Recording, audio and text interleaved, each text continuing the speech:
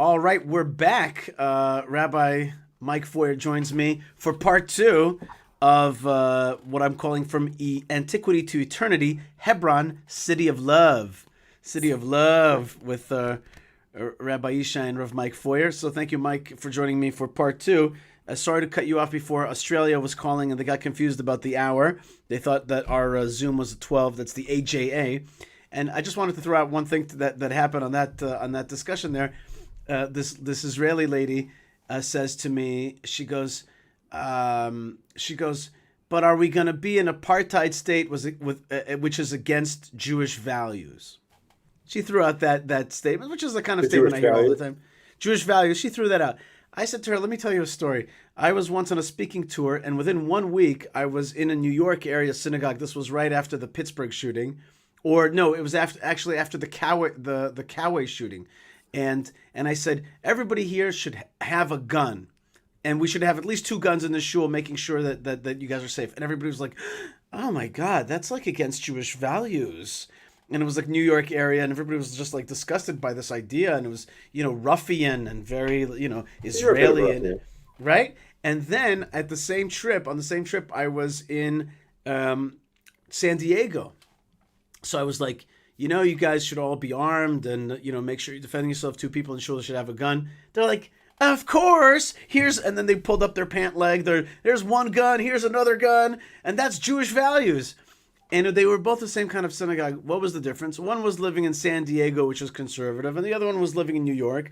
But the Jewish values were very much shaped by the reality that they lived. So I said to her, like, what's Jewish values? Is it more like Japan, or is it more like America? Are we an ethnic national state or a Western democracy? You're shaping your view of what is Jewish based on your experience, but that's it's very fluid. What is Jewish values? I said to her. Yeah, this is a constant problem. That's a mantra of Jewish values, and what we all know is the less kind way to say what you're saying is that everybody thinks their own values are Jewish values. Right. That's right. And the reality is the Torah is as broad as the sea and as deep as the ocean. So therefore, you could find anything in there. The question really is what's going to sort of push us forward and help us to realize the Torah in the world. Right, but I think those kind of folks use that word Jewish values not really as a reflection of their own values, but as a cudgel a lot of times. For sure. To like hit you over the head and say, well, you're wrong. You can't do that. Right, you can't do that, and you're against Jewish values. Right. Okay, back to the story.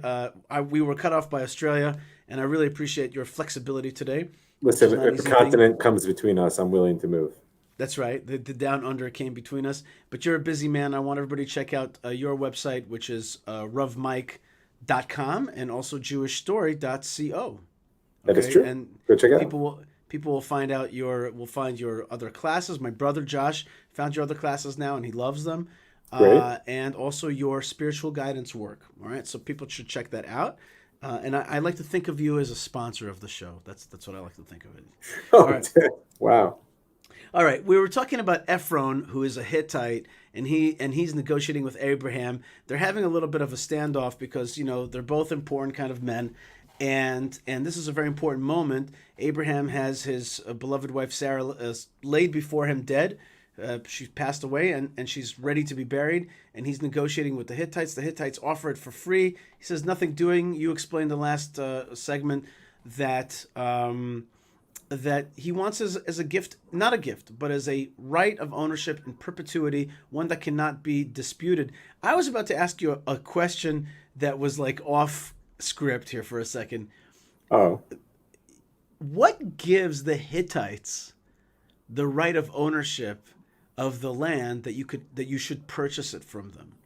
Sometimes I wonder that, like, how exactly did you procure that kind of bona fide ownership that I should pay? And the Hittites, by the way, are not from Canaan. They're from where Turkey is today, right? So like, I'm just thinking to myself, like, okay, it's great that Abraham showed that he wants it in perpetuity, but how is it that he gets it from the Hittites? Like, where do they get land ownership from? Is that's off script a little, right? No, it's a reasonable question. It's one that comes up at many points in history, and it's a general question, like, where does this notion of ownership of land come from in the first place? The first answer is possession is 9/10 of the law. meaning the Hittites had the power, they held the land, and Avram had a choice.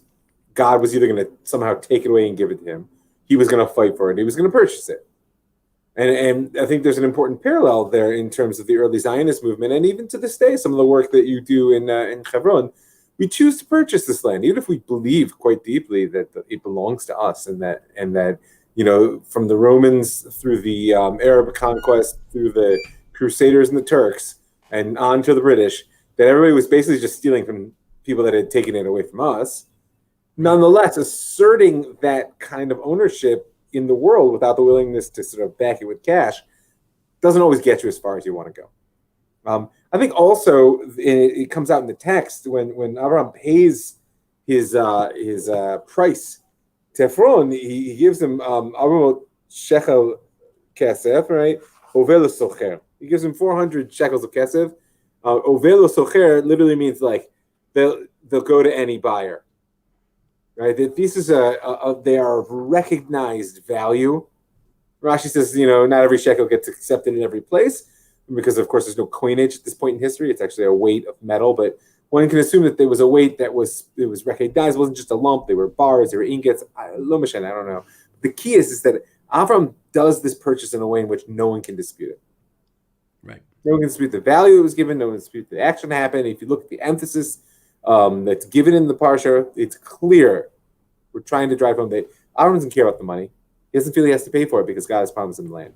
He needs everyone around to recognize it so that he can move on with that recognition. Right. That's right. In many ways, this is about witnesses. It's about the fact that people are seeing this being done in such a way that it's a public recognition of Abraham's ownership of this land.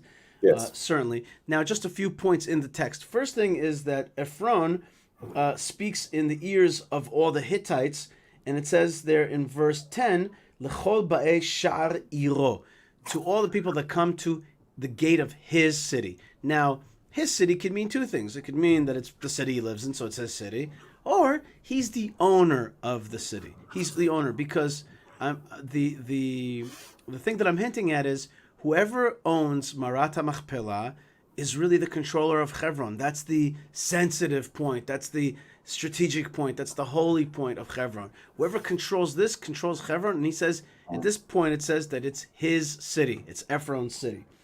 And finally, he says, listen, he says, I give it to you for free. Abraham says to him, I already set out the money. The money's already set out. I've already parted with the money in my head. I've laid it out. It's not a problem for me. Like, the money's already yours. And then he says, listen, it's between me and you. We're both wealthy men. We're both important men. That's like a subtext. What's 400 silver weight between us? Supposedly, it's a large sum of money. There's some dispute about it. I've heard figures upwards of about $800,000 today. But the point is, it's a large sum of money, certainly at that time.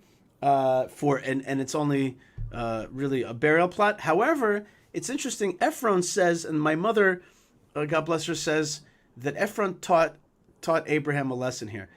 Abraham wanted to buy just a burial plot, but Ephron's like, no. You can't just have the burial plot. You need the field and the trees around it, and the burial plot. But it's not just about death. You need also the life around it. You need a field. You need some trees. You need the stuff around it to make the life. Then at the end, you could bury the folks. But don't just buy just a burial plot. And they agree. Yeah, that's a good one, right? Yeah, that's a good one. And they weigh out the money and the field. One second, there was a verse there that I wanted to show you. In verse 18, after the purchase is complete, it says, to Abraham, this was transferred as a purchase, le'enei bnei chet, to the city, in the eyes of the Hittites, bechol ba'ei sha'ar iro, all those who come into the gate of his city, Abraham's city. As in, okay, now we're finished. Right, now that Marta Machpelah has been transferred, it's now the city of Abraham. It's the city of Abraham. Just that control of the Marta Machpelah means that actually Abraham is now in control of the city. But then, the minute we're done with and then Sarah's buried there. And we're done with Sarah's life. The whole Torah portion is called Sarah's life. What's her life? What was Sarah's life? In one word, it's Yitzchak. On some level, yeah, I hear that. Right? I'm very hesitant to reduce anyone's life to one word, and certainly not one of the Emot. But I think that you're correct in the sense that the next move now, even though the parsha is called Chai Sarah, right? The next focus is on bearing off Yitzchak. That was a little bit too close for comfort, by the way. Yeah, sorry about that. that. Camera shot. Just letting you know, like I have boundaries, even though we're not actually busy. Yeah. I'm sorry about that. I was focusing my camera and it caused an uncomfortable close up. I'm sorry. Yeah, but you're right. You can't reduce her life to that one word. But the point is that I wanted to make is that for her, and we saw also with how willing she was to be the mama bear and to push away Ishmael away from the household, it's because she's concerned with her son, that she knows that he is the continuation of the Abrahamic way.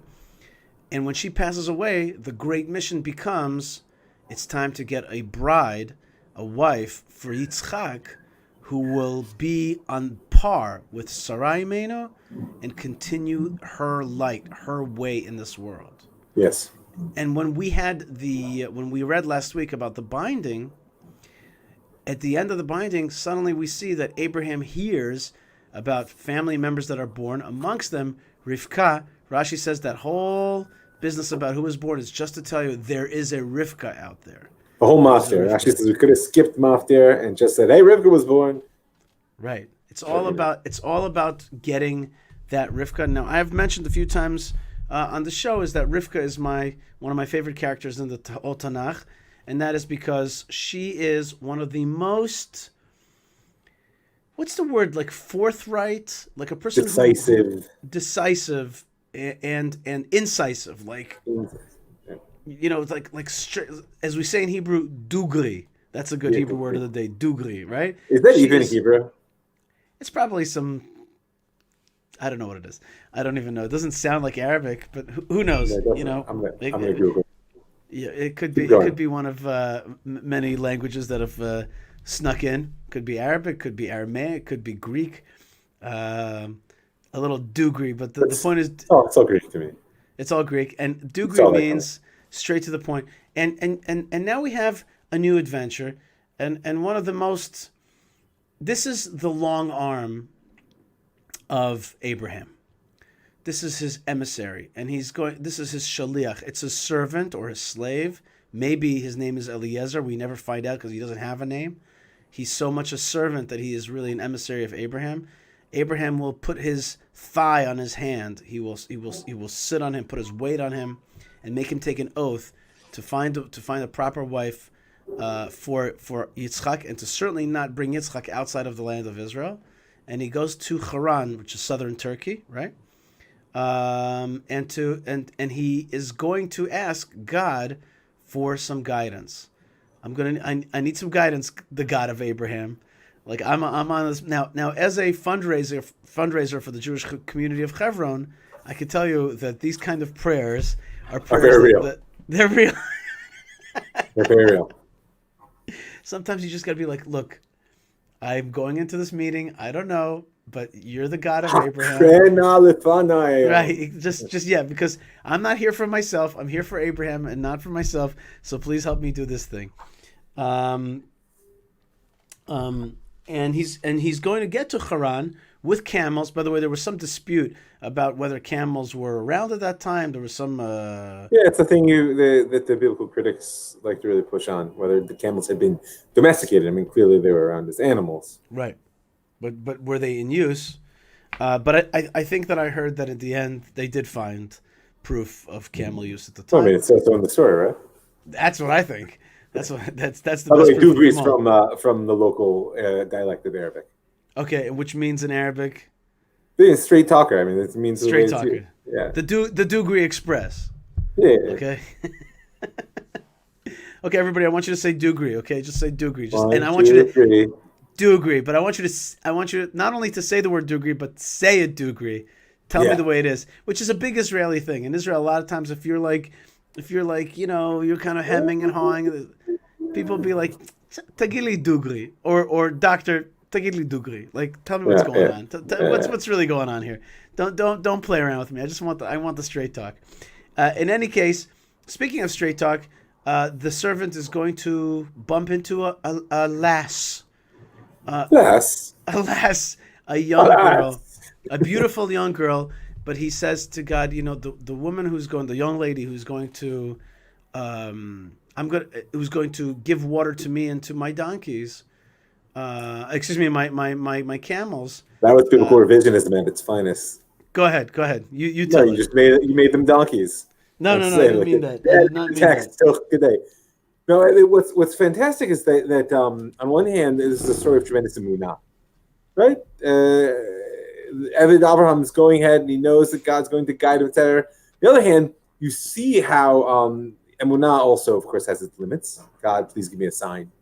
That the girl that I meet, if I ask her for a little bit of water, she's going to say, "I'll give to you and to your camels," and etc. Right? And but the kind of like afuch al afuch, the doubling over of that whole idea of, on the one hand, faith, on the other hand, asking for a sign, is that what the Eved asks for is really hakrena lefanai, right? He wants God to manifest, because keri, right, a mikre can be a happenstance, but a mikra can also be an expression of something more fundamental, right? On some level, we always say this, there's no such thing as coincidence. Sure there is, if you refuse to see the connections that every element in the world sort of offers. Rav Kook has a beautiful piece on how human consciousness actually is defined by its ability to put the pieces together into some meaningful whole, and that we deprive creation of its meaning when we see things as coincidence or circumstance. So what Evan Abraham is really asking for here is not so much that God should make it happen for him, that he should be able to see it when it does. Because of course he knows God's making it happen for him. He's the household of Abraham. But whether he's going to merit to see it as such or not will be a lot of what's going to depend, his mission is going to depend on.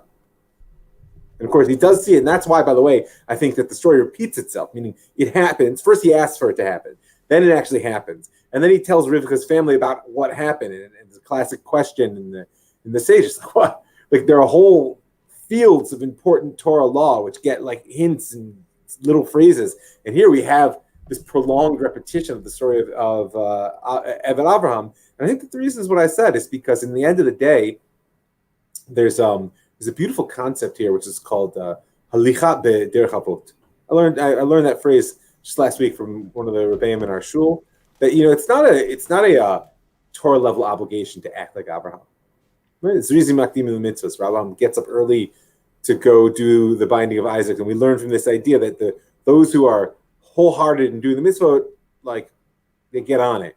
So the Rav said, he brought a couple of classic sources, that this isn't a rabbinic obligation or a Torah level obligation. It's something else. It's called halicha b'derech havot. So we have an obligation to go in the ways of our ancestors. Right. And people who ask me sometimes about Aliyah and where the roots are in the Torah, I sometimes look at them a little bit like askance. Like, I'm like do you need God to talk to you directly, or did the story not do enough for you? Did the story, the narrative in which you just explained very well, like we're supposed to walk in the path of the story, wasn't that quite enough, really? Wasn't enough for God to say, and I told Abraham to go to the land of Israel, and that's where I'll, make you great. That's where, your name will be known.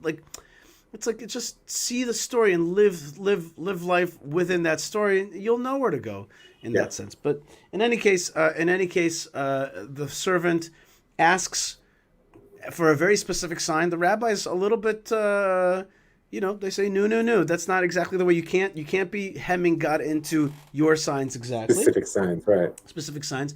But my good friend Alex Trayman has he's one of the only guys that I know that has a system of decision making, and he says you push on all doors equally until when you have many decisions to make between a few different things, push on all doors equally until they go down to 2. And then still push on them equally, but make for yourself a sign. Say, I'll ask them for this. If they agree, that's the job for me. So he's like, in a sense, like sometimes that's the Alex Sherman method. I'm not saying it works for him. It's worked for me in the past also, but like sometimes you can put a certain thing, like you're like, okay, I've done all my work, but now I need you to help me, Lord. I need you to help me understand where to go in this path. And that's what he does. And the minute he didn't even finish speaking, this was an interesting part of the sign. He didn't finish. He just finished the words. Expressing what he wanted, right? Right. And it says that really 2 times. Vehi hu terem kila ledaber. He just had finished speaking. V'hineh Rivka yotzet. Here comes Rivka. Asher yulda leBetuel. She was born to Betuel ben Milcah. Betuel, the son of Milcah, Eshet Nachor, the wife of Nachor, Achi Avraham, the brother of Abraham, Ukada al Shichma, a very biblical image. That's right. That's right. She's got the porcelain jar on her shoulder. Ve'anara tovat mar'eh me'od. She is very beautiful. Betula. She is a virgin. V'ish lo yada. No man had known her. V'tered ha'ena. She came down to the spring, to the water hole. V'temaleh kada v'tal. She filled up her jar and she came up. Just a very biblical language. Very biblical image, very land of Israel image, very, very like ancient times image. In any case, she waters his camels. She gives water to him and to his camels, and he is still shocked. But finally, now this is interesting. He gives her. He thinks about it for a little bit. Then he gives her these jewelry pieces, including the old nose ring, a classic nose ring. I don't know why people don't wear them today. I told my wife. Do. I told my Maybe wife. Maybe that's people you hang out with. Yeah, that's right. That's right. And then he asks, "Who are you?" And then he figures out that she's part of the Abrahamic family. In his retelling of the tale, he'll say, "I asked her what family she was from, and then I gave her the rings." He was a bit more circumspect, a little bit more rational in his retelling of the tale. Right? First, I asked who exactly you are. Then I was like, okay, now it all adds up. But in the original story, it was a little bit more, shall we say, how would you say? Well, it's funny because, I mean, as much as I think what you're saying is true, that he wanted to present the story post facto in a rational light, I think also the switch in the language and the order here is indicative of the state of being in which he found himself. Mm-hmm, mm-hmm. Meaning there was a level of certainty he was experiencing that his rational mind had not caught up to, because he was letting God take over. And so therefore, the instant response of giving the jewelry before his mind is even caught up to ask, well, wait a minute, perhaps I should clarify that this is it. No, because he had this sense of certainty. And, right. It's a precious sense in decision making. I'm doing some work around this, both for my counseling right now and also because I'm working on some episodes around the decision making process and what to do with the conquered lands in 1967. And there's something you find when people speak about Ben-Gurion. They say he had a tremendous capacity to just make decisions, right? Decisions that defied all the logical analysis around him. And the classic, of course, was to actually declare independence, but not just that. Like his decision, by the way, to on one hand declare independence on the basis of the partition plan, on the other hand to reject the map of the partition plan as binding and allow the fortunes of war to set the borders of Israel. I mean, he had this capacity to allow events to overtake him and yet still maintain the agency of decision making, instead of having to stay up ahead and like never really knowing. So this is what Eved Avraham is experiencing this moment. Events have overtaken him. God's will is larger, and so he gives her these wristbands and the nose ring and the what have you, and then afterwards he realizes. So, but then when he tells the story, he probably actually experienced it. When he retells the story, of course, I must have asked her first. I wouldn't have given her. But in that moment, he was completely overwhelmed, I think. Mm-hmm. Okay. Nothing really. Okay.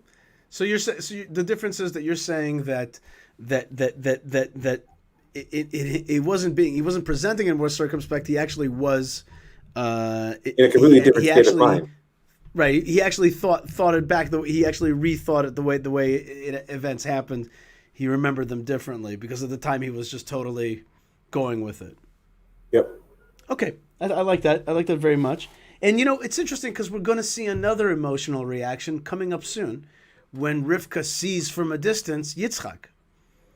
Okay, Rivka, in a sense, Rivka's the calm and collected one vis-a-vis the servant who's, you're saying, acting emotionally, God's will is overtaking. She is going to be put into the position that she would have been had Yitzchak approached her directly, but now they're coming on these camels from Haran to Hebron, and there's Yitzchak. She sees him from a different distance, and she's bang, wowed by him, or something happens. Either she comes off the camel. She's knocked off the camel. She comes off the camel in order to walk. Maybe not to seem overly assuming, but whatever it is, she is. The Torah definitely throws in there a word that makes you think that somehow something happened to her when she saw him from a distance. Sure. So the other thing that's going to happen here is we're going to meet a character who's going to be a major character for the Jewish people down the line, and that's Laban or Lavan. Okay. A major character who is going to kind of give grief to Yaakov, but on the other hand, we learn a lot of halachot, a lot of laws from Lavan, and yet we kind of besmirch his name when we say, he wanted to try to destroy everything. We say that at the Seder night every year, and so Lavan is the kind of conniving brother of Rivka. And also later on going to be the father of Leah and Rachel. We meet him now for the first time. There's now like a satellite of the Abrahamic family in Haran, and they're going to play an important role in these two generations. Yeah, this is Lavan's sort of cameo appearance here, but it is interesting in the sense that we often forget Lavan as family, especially as you're pointing out that on Seder night, Lavan bikesh lakol hakol, right there. Lavan wanted to uproot everything, and he's really sort of painted as this absolute enemy. When the reality is he's Yaakov's father-in-law. He's the father of Rachel and Leah. Meaning, he has a certain status in our ancestry, and I think that comes to tell us is that the sort of real conflicts are the family conflicts, right? And we know this from Sefer Bereshit. Well, he's also a contra. He's also contra.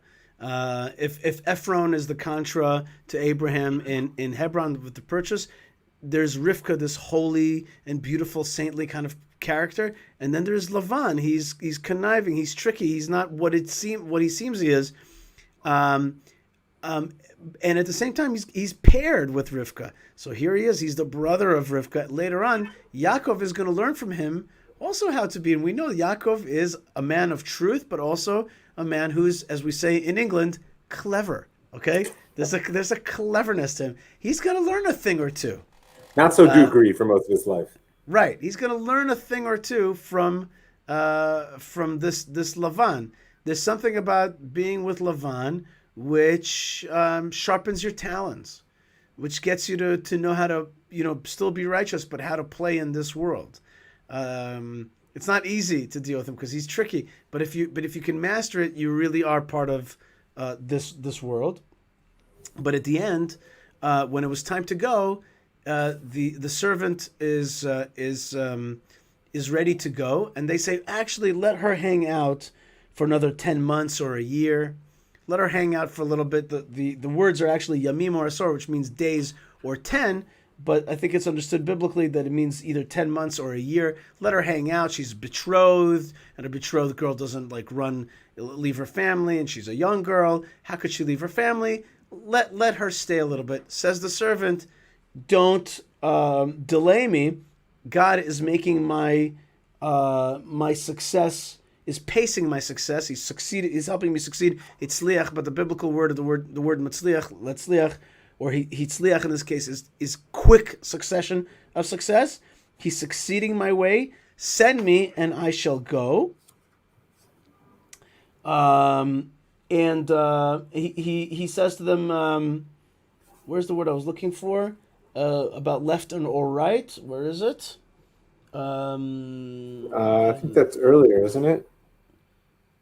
Yes, that's right. Earlier he had said, tell me right now, are you with me here? Is this happening or not? Is this happening or not? If not, I will go to other places. I'll go north, I'll go south. But don't mess with me. And here they're a little bit messing with him. Line 49. Right. And he says to them, look, you can't delay me. I want to take this girl. And they say, well, let us ask the girl.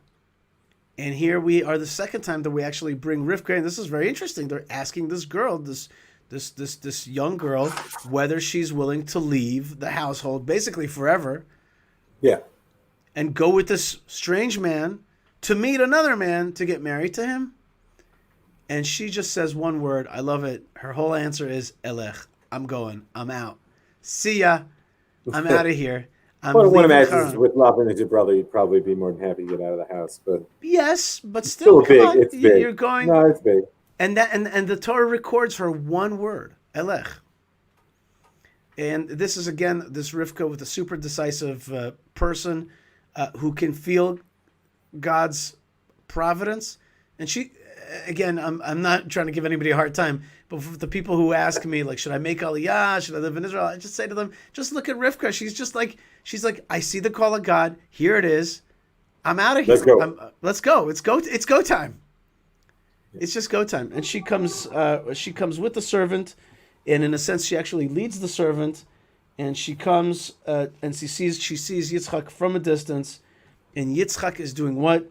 He has a beautiful verse. There's a lot of this Torah portion has these, I would say, romantic type verses, including 63. Samach Gimel Vayetze Yitzchak lasuach basadeh. Yitzchak came out to meditate in the field.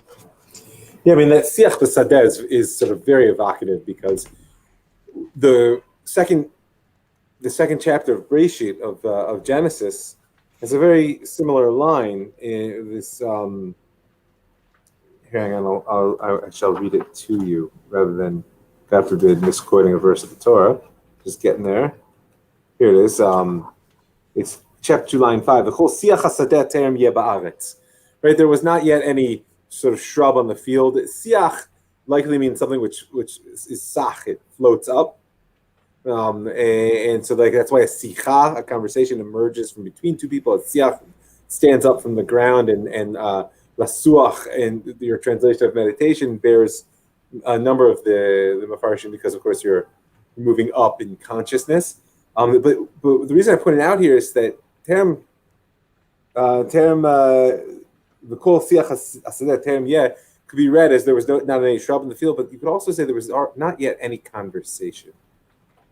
Because a conversation requires two equals. It requires a real meeting of minds and souls. And so therefore, Yitzchak went out into the field, lasuach basadeh. He was looking basically for the depth of conversation that creation could offer him. And lo and behold, who presents herself in that very moment? Of course, this whole story is Mi'at Hashem. It's all from God, but it becomes Rivka, and they become this archetype in Jewish tradition of the married couple. Right, and Yitzchak is the only one of the Avot who has only one. Avram didn't marry. Well, he did after, but he only has one partner. It's one partner, and she's truly a partner, as we see in that great test of Yitzchak's life when he was trying to figure out whom to bless. We'll speak about it, in Parshat Toldot.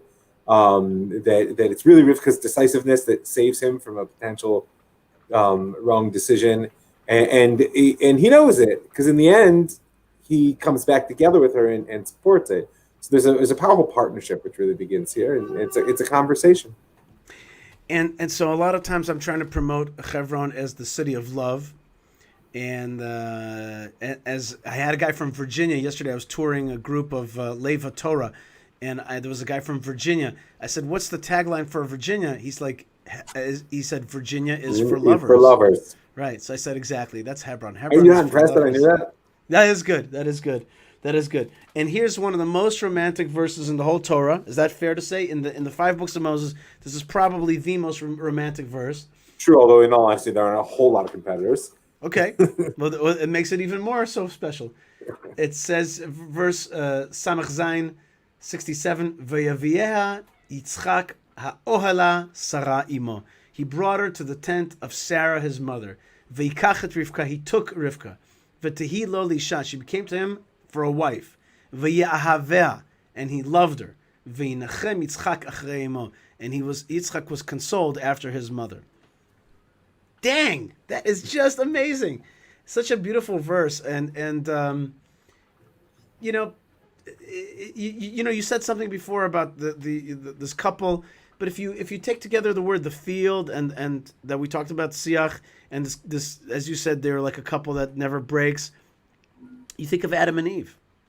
You think of Adam and Eve, and according to our sources, the tomb of the ancestors is the entrance to the Garden of Eden. There's something Garden of Eden-ish about Isaac and Rebekah together. And the path moves forward. We'll learn in the next Torah portion that yet again there's a challenge that there's no continuation, there's no fertility, there's no fruit of the womb, and the effort to pray to God to become pregnant and to have the next generation. But now we're just going to the story stops. The story stops at that romantic end. Abraham marries. He lost Sarah in the beginning of the Torah portion. He marries Keturah. He has other children.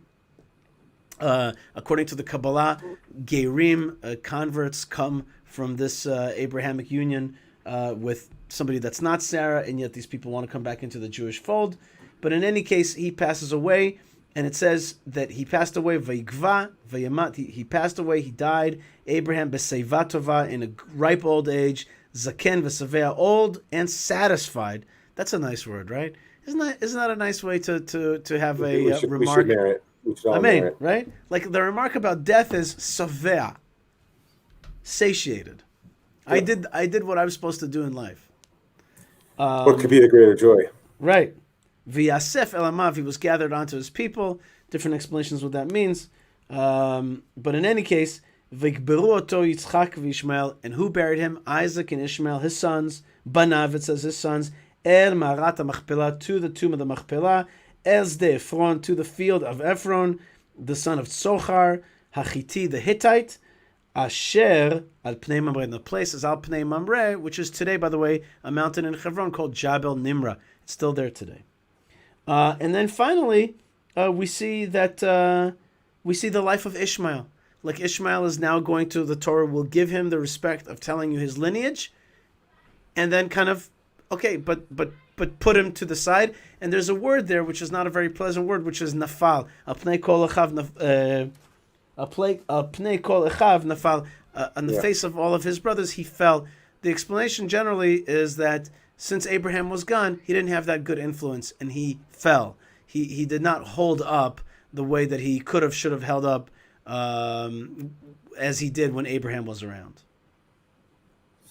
Yeah, and Ishmael's story doesn't disappear. It's just not what the Torah is focused on. I mean, it's important to remember that the Torah doesn't purport to be the story of everything. It's following sort of a very specific line, which is meant to connect Shemayim Ba'aretz. And Yitzchak is carrying that blessing, he's carrying that task, and it will be his generations that we'll see going forward in Parshat Toldot.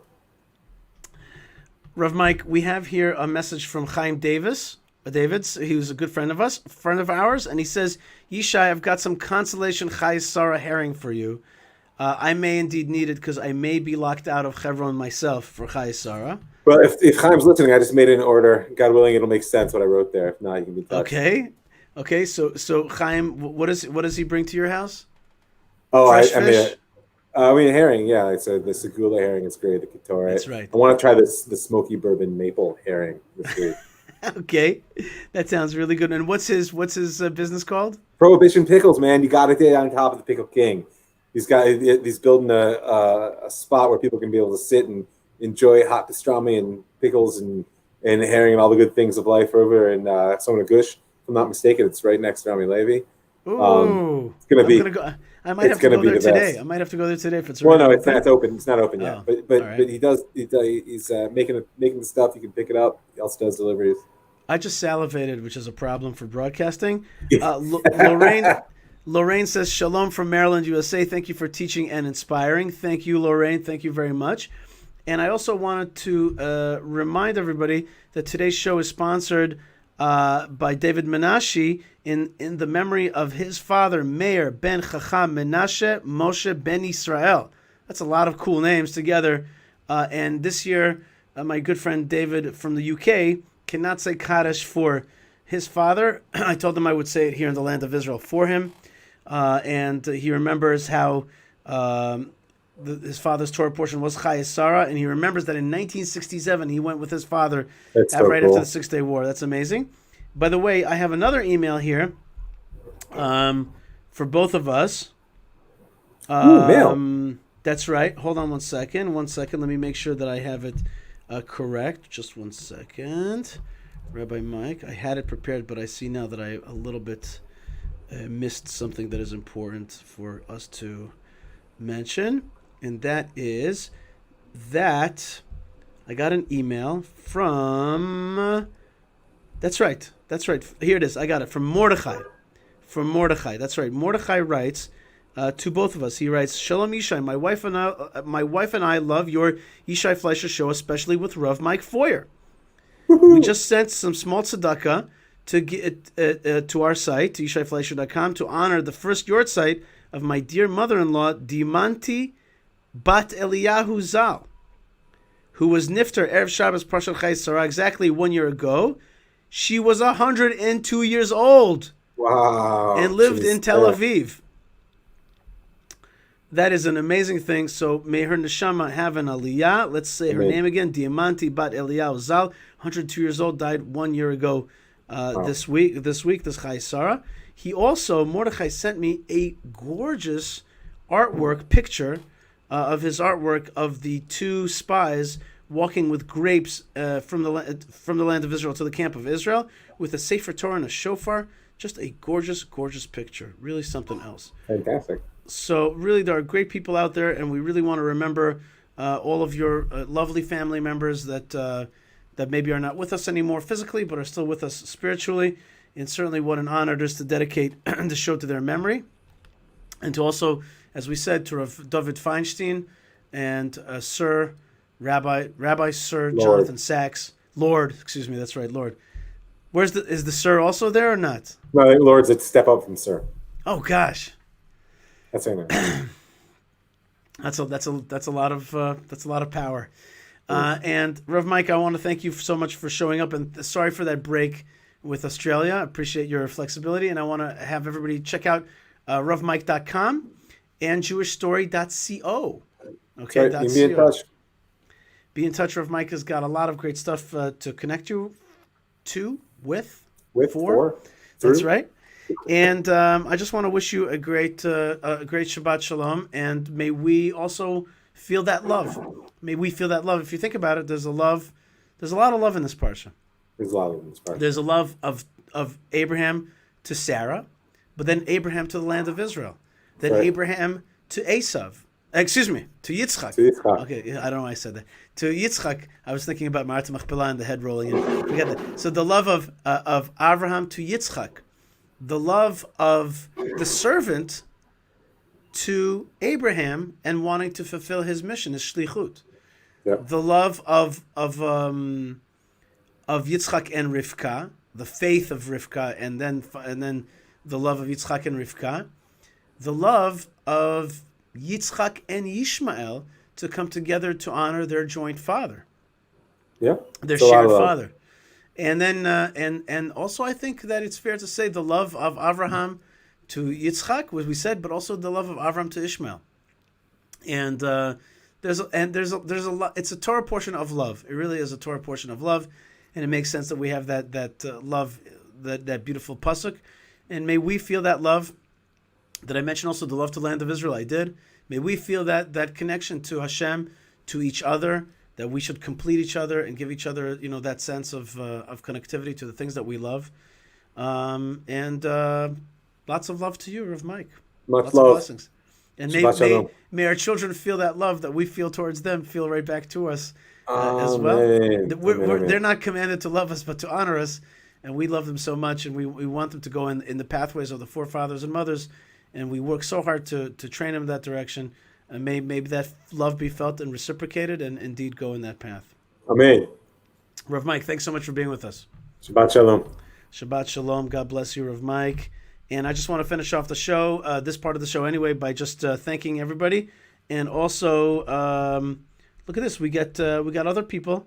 We got Birkat Tov Lev Shalem Todah. Okay, and we got also Chaya, who writes Shabbat Shalom. Shabbat Shalom to all of you. And don't forget to check out some of our sponsors. We have some great sponsors of our show, including HebronFund.org. This is the week to check out HebronFund.org and to throw in your donation to sponsor the Jewish community of Hebron and Shabbat Chayei Sarah. This is the time to do it. Check out Salves of Jerusalem and get some natural goodness from the Holy Land. I use their product. And Salves of Jerusalem, if you just put in coupon code Yishai, you will get 10% off. That's really awesome. So that's Salves of Jerusalem. And our very good friends at blessedbyisrael.com. You can get all kinds of stuff from the land of Israel, including olive oil and other things from the land of Israel, just by going to blessedbyisrael.com. Coupon code Yishai will get you 12% off. The good folks at Tchelet, Tekhelet, have the biblical blue, which is back. And you can order it and wear it, and you will feel so incredibly proud to be part of it. So I really want you to check that out. And our good friends at JewishPress.com, putting out great news and promoting the Yishai Fleisher Show and other great shows every week. Our good friends at JewishPress.com, great Jewish and Israel news. And finally, come on, don't forget, last but not least, YishaiFleisher.com. Check out our website, support and donate, and help the show be sent out to the world free and unlimited. Like let's break out and open it up to the world. So I want to thank you so much for being with me wherever you are. Also, write me an email. I have some emails that I'm going to read in the Malka segment. Thank you so much for writing to me. Yishai at YishaiFleisher.com or Yishai at thelandofisrael.com. The Land of Israel Network is one of our greatest sponsors, created by Ari Bronwitz and Jeremy Gimpel. Thelandofisrael.com with many other great shows.